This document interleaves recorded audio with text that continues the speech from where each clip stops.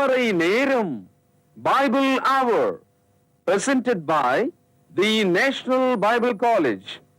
கிறிஸ்துவின் சபையார் உங்களை வாழ்த்துகிறார்கள்.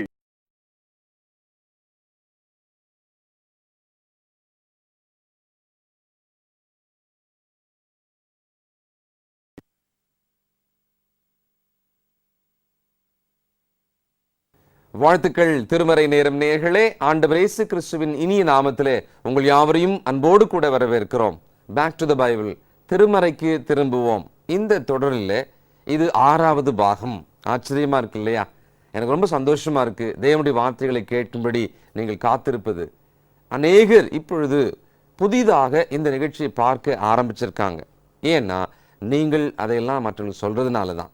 நிச்சயமா சந்தோஷம். அது நிமித்தமா தேவன் உங்களை ஆசீர்வதிப்பார். பாருங்க, இந்த தேவனுடைய வாக்கியங்களை படிக்க, அதை பற்றி தெரிந்து கொள்ள, அது நமக்குள்ள ஒரு புதிய பலனை, ஒரு புதிய சந்தோஷத்தை உண்டாக்குது.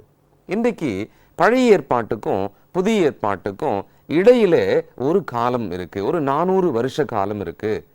இதை பற்றிய நேரடியான அந்த 400 வருஷம்ன்றது நமக்கு தெரியல. பட் வரலாற்றை நாம் கவனிக்கும் போது, வேத காலங்களை பகுத்து கவனித்து பார்க்கும் பொழுது, கணக்கு பார்க்கும் பொழுது, ஒரு 400 வருடம் இதை இருண்ட காலம் என்று வரலாற்று வேத ஆசிரியர்கள், ஆராய்ச்சி செய்கிறவங்க இதை சொல்றாங்க. இந்த காலம் ஏற்கனவே தீர்க்க தரிசனமாக சொல்லப்பட்டது தான். ஆமோஸ் 8:11 தேவன் அந்த ஜனங்களுக்கு சொன்னாரு, இதோ வசனம் கேட்க கிடையாத ஒரு காலம், வசனம் கேட்க கிடைக்காத ஒரு காலம். அது ஒரு பஞ்சம்னு சொல்றார். அது ஆகார பஞ்சம் அல்ல, வசனங்கள் நீங்க கேட்க முடியாத ஒரு காலமா இருக்கும்ன்றார். அப்படிப்பட்ட ஒரு காலம்தான் மல்கியாவுக்கும் இந்த மத்தேயுக்கும் நடுவில், 2 ஏற்பாடுகளுக்கும் நடுவில் 400 ஆண்டு காலம் இருந்தது. இந்த காலத்துல தேவன் தீர்க்கதரிசியை ஒரு புதுசா அனுப்பவே இல்லை, ஒரு புதிய தீர்க்கதரிசியை அனுப்பல. தேவனுடைய வசனங்களை சொல்லும் ஆட்கள் இல்லை. அந்த காலத்துல தான் என்ன ஆயிட்டாங்கன்னா, அவங்களே ஒரு சோர்வு உண்டாகும் பொழுது, அந்த சோர்வில் இருக்கிற ஒரு மனுஷன் ஒரு மயக்க நிலைமைக்கு போய் அவன் தூக்க நிலைமைக்கு போயிடுவான். பிறகு அவனா ஒரு கனவு காணுவான். அந்த கனவு காண்றதுலேயே இதெல்லாம் எனக்கு தெரிய வந்தது அப்படின்னு அவன் சொல்ல ஆரம்பிச்சிருவான் இல்லைங்களா? இந்த மாதிரி தான் அந்த காலத்துல, இந்த 400 வருஷம் அந்த இடைப்பட்ட காலத்துல பரிசேயர்கள், சதுசேயர்கள், வேதபாரகர், இப்படி நிறைய பேர் உருவாக ஆரம்பிச்சாங்க. எனக்கு இதெல்லாம் தெரியும், நான் இதெல்லாம் சொல்லுவேன், நானும் சொல்றேன்ற மாதிரி உருவாயிட்டாங்க. அதான் நீங்க பழைய ஏற்பாட்டிலிருந்து புதிய ஏற்பாட்டுக்கு வந்த உடனே புதிய இப்படிப்பட்ட பெயர்கள், சொற்களை நீங்க பார்ப்பீங்க. உங்களுக்கு ரொம்ப ஆச்சரியம், எப்படா உருவாச்சு இது அப்படின்னு நீங்களே யோசிப்பீங்க.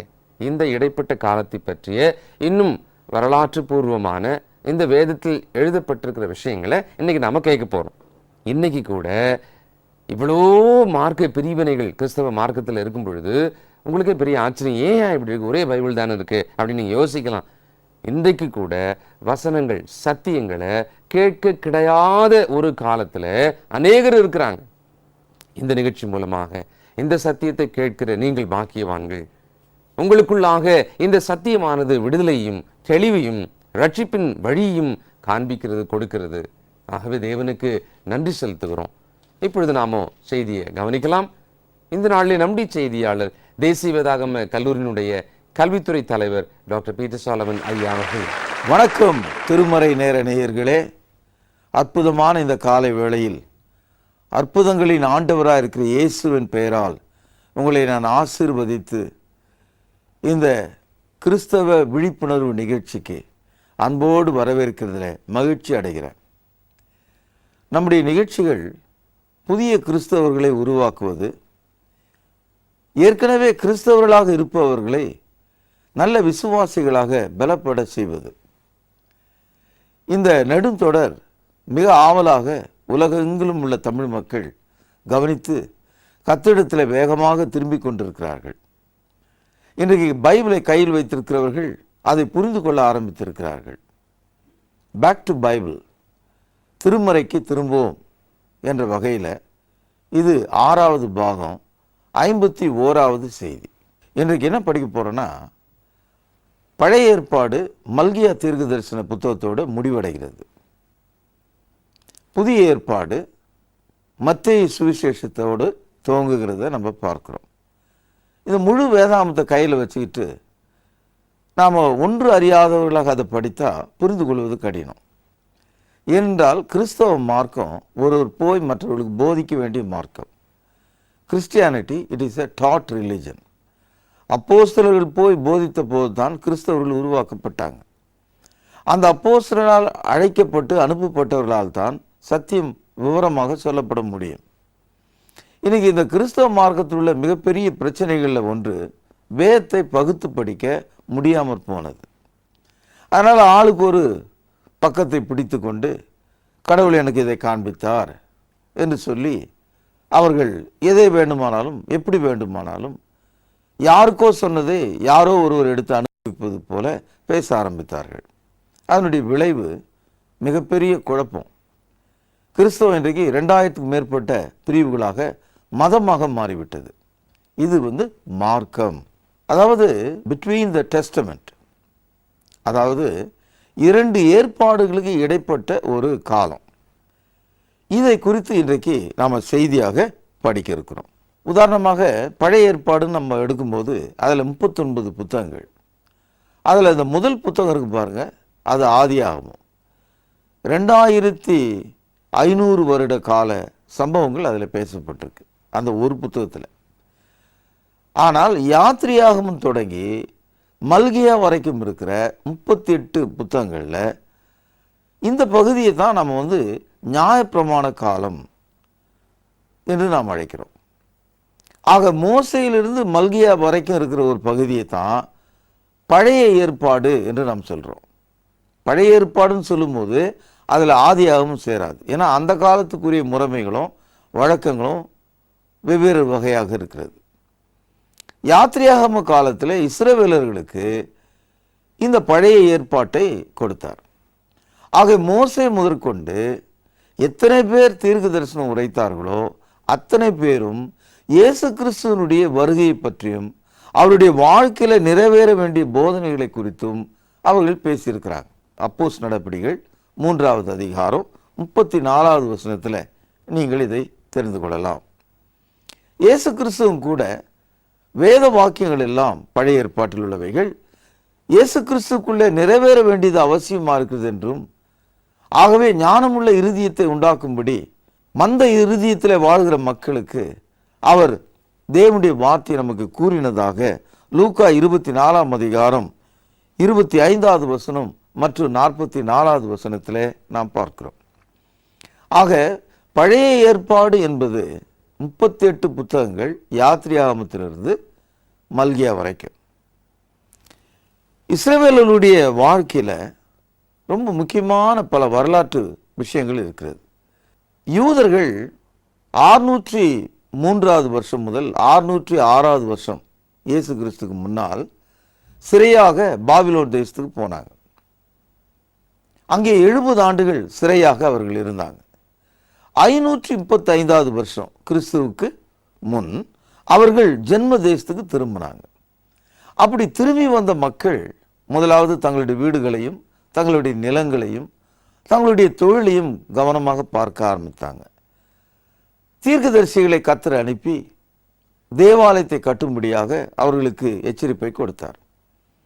ஏறக்குறைய ஒரு 14 ஆண்டுகள் கழித்து ஒட்டுமொத்த யூதர்களும் தேவனுடைய கிருபையினாலே பாபிலோன் பேரரசினால் இடித்து நாசமாக்கி போடப்பட்ட தேவனுடைய ஆலயத்தை எருசலேமில் மீண்டும் எடுத்து கட்டி பிரதிஷ்டை செய்து அங்கே பஸ்கா பண்டிகையை கொண்டாடி தேவனுக்கு பிரியமாக இருந்தார்கள். ஒரு பஸ் ஸ்டாண்டில் ஒரு ஆள் பஸ்ஸுக்காக காத்திருந்தார். பஸ்ஸு வராது இன்னைக்கு அப்படின்னு தெரிஞ்ச பிறகு ஒரு ஆட்டோவிலையாவது போகலான்னு முதல்ல யோசித்தார். ஆட்டோவும் கிடைக்கல, அவசரமான நிலைமை.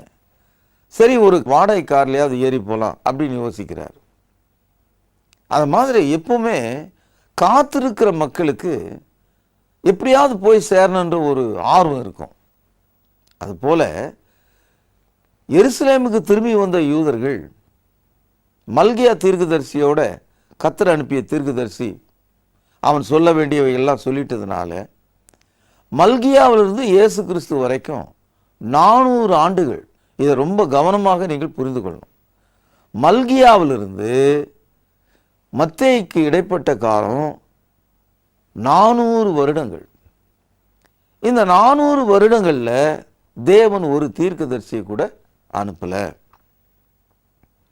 மோசேயிலிருந்து இயேசு கிறிஸ்து வரைக்கும் 1500 வருடங்கள். இந்த 1500 வருடங்களில் 1100 வருடங்கள் தீர்க்கதரிசிகளை அனுப்பிக்கிட்டே இருந்தார். மோசேயிலிருந்து மல்கியா வரைக்கும் அவங்க தான். அதான் அந்த பழைய ஏற்பாட்டு கால தீர்க்கதரிசிகள். பெரிய தீர்க்கதரிசன புத்தகம் 5, சிறிய தீர்க்கதரிசன புத்தகங்கள் 12 என்று நாம் படிக்கிறோம். ஆக மல்கியாவுக்கு பிறகு அடுத்து வந்த 400 ஆண்டுகளில் தேவன் ஒரு தீர்க்கதரிசியை எழுப்பவில்லை. தீர்க்கதரிசி எழுப்பாத ஒரு காலத்தில் மேசியா வருவார் என்று காத்து கொண்டிருந்த அந்த மக்கள் மத்தியில் கொஞ்சம் கொஞ்சமாக அவங்க குழம்ப ஆரம்பித்தாங்க. கொஞ்சம் கொஞ்சமாக அவர்கள் திணற ஆரம்பித்தாங்க. கொஞ்சம் கொஞ்சமாக அவர்கள் மயங்க ஆரம்பித்தாங்க. கொஞ்சம் கொஞ்சமாக அவர்கள் அரசியல் பக்கமாக உலகத்தில் சாய ஆரம்பித்தாங்க. இந்த மாதிரி ஒரு குழப்படியான ஒரு காலமாக தீர்க்கதரிசிகள் அனுப்பப்படாத அந்த வேளையில் அந்த யூதர்கள் மத்தியில் ஒரு நிலைமை உருவாயிற்று. அன்றைய காலத்தினுடைய உலக அரசியலை நீங்கள் பார்த்தீங்கன்னா, யூதர்களை சிறைப்பிடித்து கொண்டு போனவர்கள் பாபிலோனிய பேரரசு. அதுக்கு பிறகு வந்த மேதிய பேரரசின் கீழே தான் தரியு ராஜாவின் காலத்தில் யூதர்கள் சிறையிலிருந்து திரும்புகிறாங்க. ஆக 2 ராஜ்யங்கள். இப்போ உங்களுக்கு ஞாபகம் இருக்கும், தானியேலில் 4 ராஜ்யங்களை பற்றி தீர்க்க தரிசனம் இருக்கு. ஆக 336வது வருஷம் இந்த மேதிய பெருசியர் கரத்திலிருந்து இந்த உலகத்தை கிரேக்கர்கள் அடித்து பிடுங்கி கொண்டார்கள். அந்த கிரேக்கர்களுடைய ஆட்சி காலம் ரொம்ப பிரமாதமாக இருந்தது. அந்த காலத்தில் தான் அலெக்சாண்டர் தி கிரேட், மாவீரனாகிய அலெக்சாண்டர் குறித்து படிக்கிறோம். அந்த கிரேக்கர்கள் ஆட்சி செய்த காலத்தில் உலகம் ஞானத்தால் நிறைந்திருந்தது. அன்றைக்கு தான் கலீலியோ இருக்கிறார், சாக்ரட்டிஸ் இருக்கிறார். ஆக உலகத்தினுடைய அறிவு பெருகிய ஒரு காலம். 2வது ஒரு சிறப்பான ஆட்சியை கூட அவர்கள் கொடுத்தாங்க. அலெக்சாந்தர் இந்தியா வரைக்கும் வந்து போயிருக்கார். இந்த ஆட்சியினுடைய முடிவு காலத்தில் ரோமர்கள் கிரேக்கர் கையில் இருந்த அந்த ஆட்சியை பிடுங்கி கொண்டாங்க. இது ஏறக்குறைய இயேசு கிறிஸ்து பிறப்பதற்கு 146வது வருஷம் நிகழுது. ஆக தானியேல் கண்ட அந்த தீர்க்க தரிசனம் அப்படியே நிறைவேறுது. பாபிலோன், மேதிய பேரரசு, கிரேக்க பேரரசு, ரோம பேரரசு. இந்த ரோம பேரரசனுடைய கடைசி காலத்தில் தான் இயேசு கிறிஸ்து பிறக்கிறார். நண்பர்களே, கண்ணியத்துக்குரியவர்களே, இந்த 400 ஆண்டு காலத்தில் உலக அரசியல், உலகத்தை ஆண்ட அரசாங்கங்கள் எது என்பதை நம்ம தெரிந்து கொண்டோம். இந்த ஒரு காலகட்டத்தில் தான் மல்கியா கூறிய ஒரு தீர்க்க தரிசனம் முதலில் நிறைவேறுகிறது. மல்கியா தீர்க்க தரிசன புத்தகம் 4ஆம் அதிகாரம் 6வது வசனம். நான் பூமியை சங்காரத்தால் அடிக்காதபடிக்கு அவன் பிதாக்களுடைய இருதயத்தை பிள்ளைகளிடத்துக்கும் பிள்ளைகளுடைய இருதயத்தை அவர்கள் பிதாக்களிடத்துக்கும் திருப்புவான். இன்னொரு தீர்க்க தரிசனம் பாருங்கள், 3வது அதிகாரம் 1 வசனம். இதோ நான் என் தூதனை அனுப்பி வைக்கிறேன், அவன் எனக்கு முன்பாக போய் வழியை ஆயத்தம் பண்ணுவான். அப்பொழுது நீங்கள் கவனிங்க, நீங்கள் தேடுகிற ஆண்டவரும், அடிக்கோடிடுங்கள், நீங்கள் தேடுகிற ஆண்டவரும் நீங்கள் விரும்புகிற உடன்படிக்கையின் தூதரமானவர் தம்முடைய ஆலயத்துக்கு தீவிரமாக வருவார், இதோ வருகிறார் என்று சேனையில் கர்த்தர் சொல்கிறார். இந்த தீர்க்க தரிசனம் இயேசு கிறிஸ்துவை பற்றியது. 4ஆம் அதிகாரம் 6ஆம் வசனத்தில் வழிகளை ஆயத்தப்படுத்தும்படி புறப்பட்டு வந்தவன் யோவான் ஸ்நானன். யோவான் இயேசு கிறிஸ்துக்காக வழிகளை ஆயத்தப்படுத்தும்படி வந்தார். வருகிறவர் ஆண்டவராகவும் தேடுகிற ஒருவராகவும் உடன்படிக்கை ஏற்படுத்துகிறவராகவும் இயேசு வந்தார். இதனால்தான் புதிய ஏற்பாட்டை நாம் எடுத்து படிக்கும்போது ஆரம்பத்தில் அந்த யோவான் ஸ்நானன் என்ன சொல்லி எப்படி ஜனங்களை ஆயத்தப்படுத்தினான் என்று நாம் படிக்கிறோம். இதை மத்தேயு 3வது அதிகாரம் 1 வசனம் பாருங்கள். அந்நாட்களில் யோவான் ஸ்நானன் யூதேயாவின் வனாந்தரத்திலே வந்து மனம் திரும்புங்கள், பரலோக ராஜ்யம் சமீபத்திற்கு என்று பிரசங்கம் பண்ணினான். கர்த்தருக்கு வழியை ஆயத்தப்படுத்துங்கள், அவருக்கு பாதைகளை செவை பண்ணுங்கள் என்று வனாந்தரத்திலே கூப்பிடுகிறவனுடைய சத்தம் உண்டென்று ஏசாயா தீர்க்கதரிசியினால் சொல்லப்பட்டவன் இவனே. இந்த குறிப்பு ஏசாயா 40வது அதிகாரம் 3வது வசனத்திலே இருக்கிறது. ஆக இந்த யோவான் ஸ்நானன் யோர்தான் நதியில் ஜனங்களுக்கு ஞானஸ்தானம் கொடுத்ததுனால அவனுடைய பேர் யோவான் மட்டும்தான். ஆனால் அவனுடைய தொழிலை போல ஸ்நானன் அப்படின்னா ஞானஸ்தானம் கொடுக்கிறவன் என்று அர்த்தம். ஆங்கிலத்தில் தி பேப்டிஸ்ட் அப்படின்னா ஞானஸ்தானம் கொடுக்கிறவர் என்று பொருள். நண்பர்களே, இந்த யோவான் ஸ்நானன் இயேசுவுக்காக வழிகளை ஆயத்த பண்ணும்படி வந்து ஜனங்களை ஆயத்தப்படுத்துகிறார். யோவான் எழுதிய சுவிசேஷம் 1வது அதிகாரம் 21ஆம் வசனம் பாருங்கள். மறுநாளிலே யோவான் இயேசுவை தன்னிடத்தில் வர கண்டு, இதோ உலகத்தின் பாவத்தை சுமந்து தீர்க்கிற தேவாட்டுக்குட்டி, எனக்கு பின் ஒருவர் வருகிறார், அவர் எனக்கு முன்னிருந்தபடியால் என்னிலும் மேன்மையுள்ளவர் என்று நான் சொன்னேனே, அவர் இவர்தான். ஆக யோவான் ஸ்நானன் இயேசு கிறிஸ்துவை எப்போதும் இருக்கிறவர் என்றும் உலகத்தின் பாவத்தை சுமந்து தீர்க்கிறவர் என்றும் அறிமுகப்படுத்துகிறார். கண்ணியத்துக்கும் பாசத்துக்கும் உரிய கண்மணிகளே, தேவதாசர்களே, பழைய ஏற்பாட்டுக்கும் புதிய ஏற்பாட்டுக்கும் இடையில 400 வருட கால அமைதி காலம், பீரியட் ஆஃப் சைலன்ஸ் என்று இதை தான் சொல்கிறாங்க. ஏன் அதை அமைதி காலம்னு சொல்கிறாங்கன்னா, அந்த 400 வருட காலத்தில் தேவன் ஒரு தீர்க்கதரிசி அனுப்பலை. அதனால் வார்த்தைகள் தேவனிடத்திலிருந்து மனிதனுக்கு கிடைக்கல. அதனால் அது அமைதி காலம். அப்போது கர்த்தர் அனுப்பாமல் இருக்கும்போது நாம் அமைதியாக தான் இருக்கணும். அதே மாதிரி தான் புதிய ஏற்பாட்டில் இன்றைய காலத்தில் முதல் நூற்றாண்டு காலத்தில் நமக்கு 27 புத்தகங்கள் புதிய ஏற்பாடாக கொடுக்கப்பட்டது. வெளிப்படுத்தலுக்கு பிறகு தேவனால் அனுப்பப்பட்ட ஒரு அப்போஸ்தலனோ தேவனால் அனுப்பப்பட்ட ஒரு தீர்க்கதரிசியோ வந்து தேவனுடைய வார்த்தையை நமக்கு கொடுக்கல. வெளிப்படுத்தலோட வசனங்கள் முடிவு பெறுகிறது. இன்னைக்கு 2000 வருஷம் ஆகிப்போச்சு. கடந்த 20 நூற்றாண்டுகளாக அந்த புதிய ஏற்பாட்டில் உள்ள வசனங்களையே நாம் நம்பி படித்து இயேசுனுடைய வருகைக்காக காத்திருக்கிறோம். ஆனால் இன்னைக்கு என்ன நடக்குது? கிறிஸ்தவ மார்க்கம் ஏன் மதமாக போச்சு?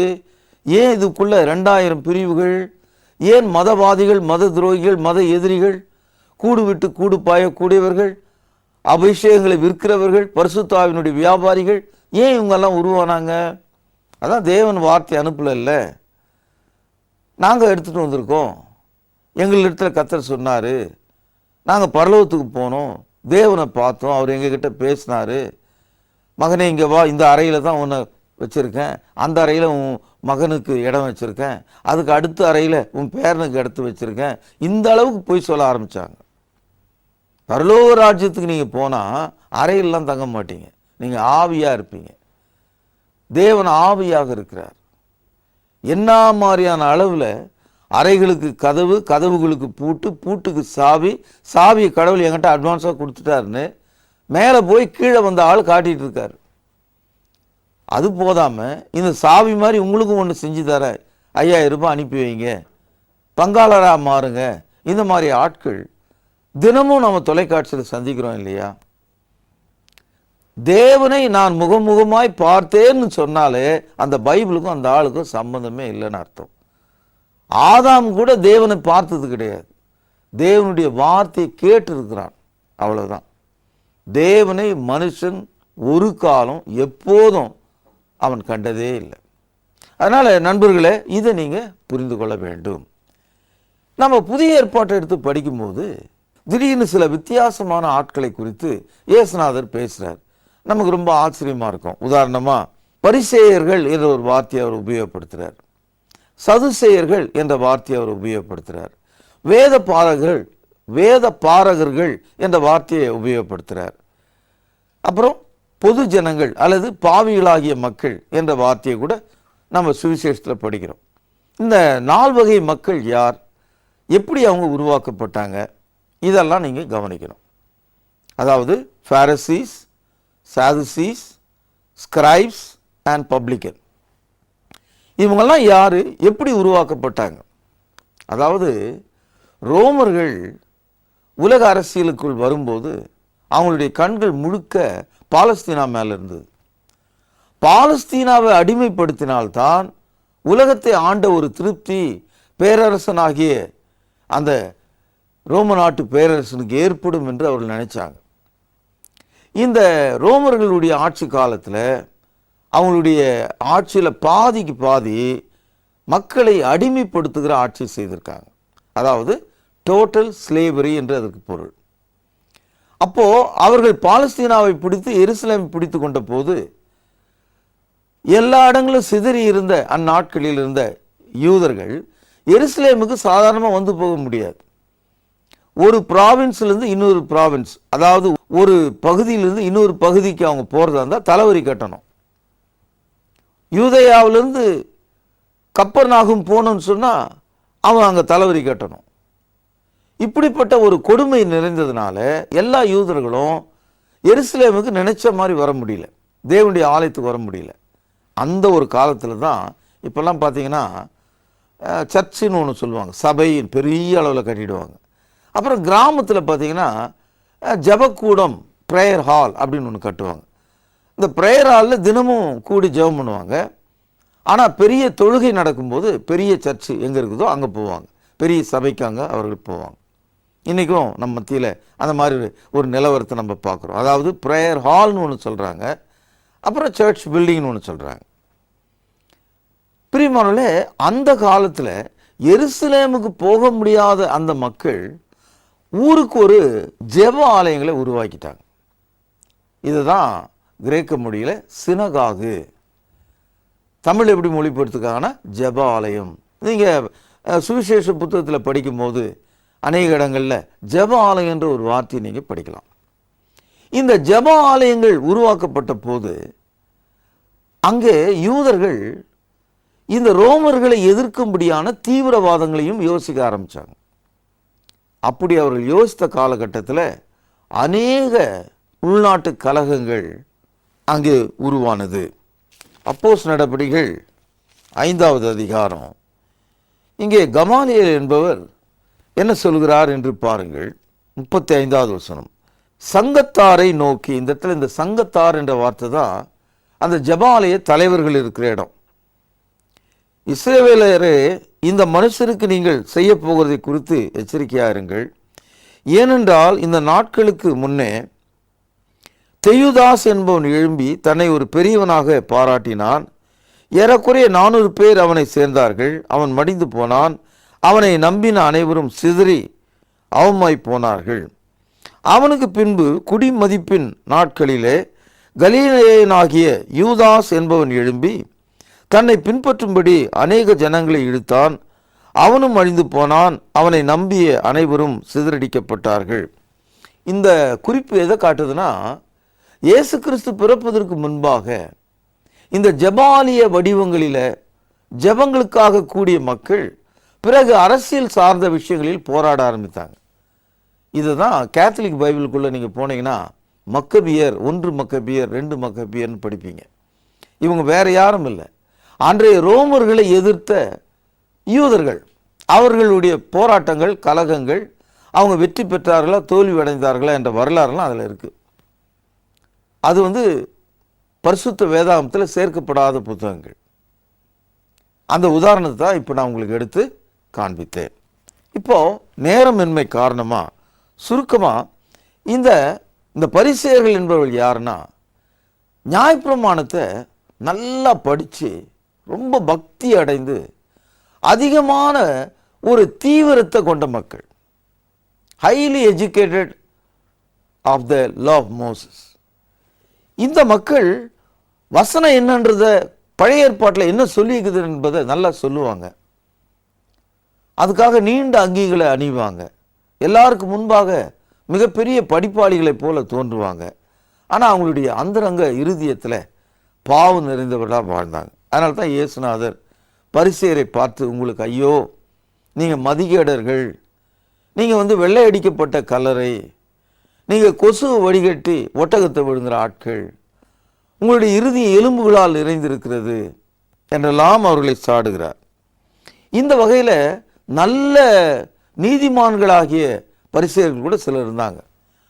உதாரணத்துக்கு இயேசுவை இரவிலே சந்தித்த நிக்கதேமு, இயேசுனுடைய அடக்கத்தில் உதவிய அரிமத்திய ஊரனாகிய யோசேப்பு, கொஞ்சம் முன்னால் நாம் படித்த கமாலியேல், அதுபோல அப்போஸ்தலனாகிய பவுல், அவருடைய பேர் பழைய பேர் தர்சு பட்டணத்தானாகிய சவுல். இவங்கெல்லாம் கூட பரிசேயர்கள் தான்.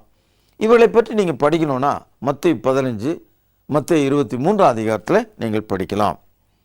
இரண்டாவதாக சதுசேயர்கள் என்ற ஒரு கூட்டம். இந்த சதுசேயர்கள் கொஞ்சம் கொஞ்சமாக அந்த யூத மதத்தினுடைய அடிப்படை கோட்பாடுகளை எல்லாம் அப்படி கொஞ்சம் லூஸாக அப்படியே விட்டுட்டு அரசியல் பக்கமாக சேர்ந்துட்டாங்க. காரணம், தேவனுடைய ஆலயத்தில் பிரதான ஆசாரியர் இருந்தார். அவருடைய பேச்சை கேட்டு யூதர்கள் நடந்தாங்க. ரோமர்களுக்கு தெரியும், இந்த பிரதான ஆசாரியரை தங்க கைக்குள்ளே போட்டுக்கிட்டா இந்த யூதர்களை லேசாக அடைக்கலாம் அப்படின்னு அவங்களுக்கு தெரியும். பதவி ஆசைக்காகவும் பண ஆசைக்காகவும் அநேக ஆசாரியர்கள், அண்ணா காய்பா போன்றவர்கள் இயேசு கிறிஸ்துனுடைய மரணத்தில் விளையாடினாங்க. அவங்க தான் இவங்கெல்லாம் சதுசேய கூட்டத்தை சேர்ந்தவங்க. பாருங்க, பைபிளினுடைய அடிப்படை உபதேசம் மரித்தோரின் உயிர்த்தெழுதல், அதை அவங்க நம்ப மாட்டாங்க. பைபிளினுடைய அற்புதமான உபதேசம் ஆவி, அதை அவங்க நம்ப மாட்டாங்க. பைபிளுடைய உற்சாகமான உபதேசம் தேவ தூதர்கள், அதெல்லாம் அவங்க நம்ப மாட்டாங்க. ஆனால் எதை நம்புகிறாங்க? தேவனுடைய ஆலயத்தில் அரசியலாக்கி ரோமர்கள் கையில் அவர்களுடைய கைக்கூலிகளாக பாவைகளாக மாறுறதுக்கே அவங்க நோக்கமாக கொண்டிருந்தாங்க. இந்த தகவல்லாம் மார்க் 12:18, லூக்கா 20:27, அப்போஸ் நடபடிகள் 23:8 நீங்கள் படிக்கலாம். மூன்றாவதாக வேத பாரகர். இந்த பாரகர் என்ற வார்த்தைக்கு எழுதுகிறவர் என்று பொருள். வேதம் என்பது பழைய ஏற்பாடு. அதாவது எரேமியா காலத்தில் எரேமியா வாய் சொல்ல அவைகளெல்லாம் எழுதுவதற்காக பாருக் என்பவன் ஒருவன் இருந்தான். இந்த பாருக்கினுடைய குடும்பத்தை சேர்ந்தவர்கள் பிற்காலத்தில் பழைய ஏற்பாட்டை பிரதி எடுத்து அதை பரிசுத்தமாக விற்கிறவர்களாக இருந்தாங்க. அந்த காலத்தில் இந்த மாதிரி பைபிள் கிடையாது, எல்லாம் தோல் சுருள்கள். ஆகவே பழைய ஏற்பாட்டை காப்பி பண்ணி விற்கிற ஒரு கூட்டம் தான் இந்த வேதப்பாரர்கள். இந்த வேதப்பாரர்களை ஜனங்க ரொம்ப மதித்தாங்க. காரணம் என்னென்னா, அவங்க அந்த பழைய ஏற்பாட்டு நியாயப்பிரமாணம் முழுவதையும் பதிவு செய்து அதை பிரதி எடுத்து கொடுக்கறதுனால அவங்க உண்மை உள்ளவர்களாகவும் பரிசுத்தம் உள்ளவர்களாகவும் தேவனுடைய வார்த்தையை மாற்றாமல் எடுத்து கொடுக்கிறவர்களாகவும் இருந்ததுனால அவங்களுக்கு அதிக மதிப்பு இருந்தது, அதிக பணபலமும் அவங்களுக்கு ஏற்பட்டது. இவங்கள தான் வேத பாரகர் என்று நம்ம புதிய ஏற்பாட்டில் நம்ம படிக்கிறோம். கடைசியாக இந்த 3 விஷயத்துலையும் சேராத ஆள், நான் பரிசேயனும் இல்லை, நான் சதுசேயனும் இல்லை, நான் வேத பாரகனும் இல்லை, எப்படியோ போங்க, நான் வாழ்ந்தால் போதும் என்ற நிலையில் எதுலேயுமே அக்கறை செலுத்தாத ஒரு கூட்டம் இருந்து பாருங்கள். அந்த கூட்டத்தை பொதுவான மக்கள் என்று சொல்வதை விட இந்த 3 பேரை சேர்ந்துக்கிட்டு இவனுங்க பாவிகளும் மகா பாவிங்கன்னு சொன்னாங்க. எப்படி நம்முடைய நாட்டில் ஜாதி பிரிவுகள் உருவாக்கப்பட்ட போது கடைசியாக ஒரு ஜாதியை காட்டி இவனுக்கு கடவுளும் இல்லை, பிறப்பும் இல்லை, நிலமும் இல்லை, தண்ணீரும் இல்லை, கல்வியும் இல்லை என்று சொல்லி ஒதுக்கி ஒரு கூட்டத்தை தள்ளிவிட்டார்களோ, அடிமைப்படுத்தி விட்டார்களோ, அவ்விதமாக அக்காலத்தில் இந்த மக்களை அவர்கள் அடிமைப்படுத்தினாங்க. இவர்களை குறித்து பல இடங்களில் நம்ம படிக்கிறோம். குறிப்பாக லூக்கா 18ஆம் அதிகாரத்தில் ஒரு பரிசேயன் எப்படி ஜெபம் பண்ணான், ஒரு பாவியாகிய மனிதன் எப்படி ஜெபம் பண்ணான். அவன் தேவனுடைய ஆலயத்தை நோக்கி தூரமாய் நின்று வானத்தை கூட நோக்கி பார்க்காம மார்பில் அடித்து கொண்டு பாவியாக என் மீது கிருபையாயிரும் என்று சொன்னானாம். அவனே நீதிமானாக்கப்பட்டான் என்று இயேசு சொன்னார். நண்பர்களே, பழைய புதிய ஏற்பாட்டுக்கு இடைப்பட்ட காலம் 400 வருடங்கள். அந்த காலத்தை அமைதி காலம் என்று சொல்வார்கள். ஏன்? அக்காலத்தில் தேவன் வார்த்தை பேசும்படி தீர்க்கதரிசிகளை அனுப்பவில்லை. மல்கியா கடைசி தீர்க்கதரிசி. மோசேயிலிருந்து மல்கியா வரைக்கும் 1100 வருடங்கள். மல்கியாவிலிருந்து இயேசு கிறிஸ்து வரைக்கும் இன்னொரு 400 வருடங்களை கூட்டினால் 1500 வருடங்கள். 400 வருடங்களில் தேவன் தீர்க்கதரிசி அனுப்பாத அந்த ஒரு காலம் அமைதி காலம்.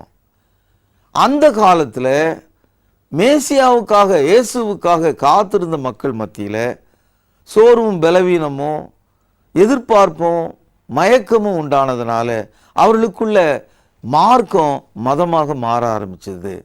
அதே மாதிரி தான் இன்றைக்கும் இயேசுனுடைய வருகைக்காக காத்திருக்க வேண்டிய மக்கள், மார்க்கமாக இருக்க வேண்டிய மக்கள் இன்றைக்கு மதமாக மாறி கர்த்தரையே நான் பார்த்து விட்டேன், அவரிடத்தில் பேசிவிட்டேன் என்று சொல்கிற அளவுக்கு தெய்வ பிறவிகளாக மாறிவிட்டார்கள்.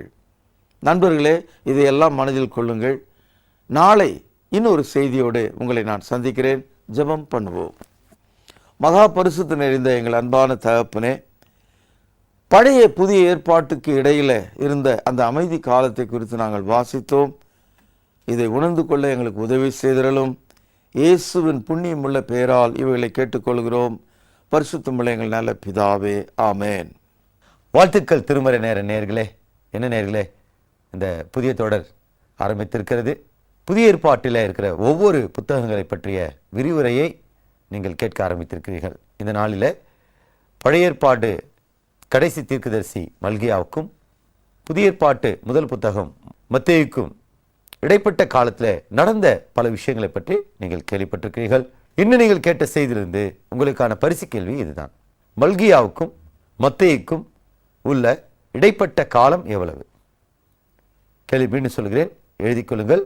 இந்த மல்கியாவுக்கும் மத்தேயுக்கும் இடைப்பட்ட காலம் எவ்வளவு? சரியாக இன்று கேட்ட செய்தியின் துணை கொண்டு சரியான பதிலை உடனே எழுதுங்கள். நல்ல பரிசுகள் உங்களுக்காக காத்திருக்கிறது. தேவ கிருபையும் சமாதானமும் இந்த நாள் முழுவதும் உங்கள் அனைவரோடும் கூட இருப்பதாக. தொடர்பு கொள்ள வேண்டிய முகவரி: திருமறை நேரம், 58 சர்ச் தெரு, குமரன் நகர், சென்னை 6,82,000. தொலைபேசி எண் 044255008882. செல்போன் 9385500882.